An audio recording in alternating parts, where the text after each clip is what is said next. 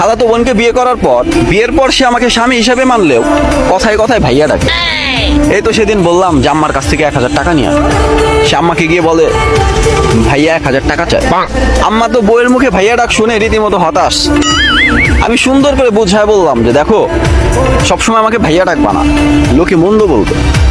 সে আমাকে বলে আরে আমি ছোটবেলা থেকে আপনাকে ভাইয়া বলে ডাকি, এখন আমি চেঞ্জ করতে পারবো না। অনেক কষ্টে রাগটা কন্ট্রোল করলাম। এমনিতেই আমার বন্ধু বান্ধব যারা আছে সবাই এই বিষয়টা জানে, এটা নিয়ে কি বলবো সবসময় মজা করে। তো একদিন আমি শপিং করে বাসার দিকে ফিরতেছিলাম ওকে সাথে নিয়ে, তো পাশ থেকে একটা ছেলে আমাদের দেখে ব্যাড কমেন্টস করে বলে দেখছো ভাই বোনের ভালোবাসা দেখছো। আমি তো মেজাজটা হারায় ফেলছি। পরে আমি রাগ করে তেড়ে যাচ্ছি ওদের দিকে, আমাকে পেছন দিক থেকে হাতটা টেনে ধরে বলে ভাইয়া রাস্তার ছেলেদের সাথে লাগতে যাবেন না, ওরা ভালো না। এই কথা শুনে আমার তো মেজাজ খারাপ, আমি দিছি একটা থাপ্পড় লাগায়া। থাপ্পড় খাওয়ার পরে কান্না করতে করতে আমাকে বলে আপনি আমাকে চর মারলেন কেন ভাইয়া। এটা শোনার পর তারপর থেকে এখন পর্যন্ত আমার জ্ঞানী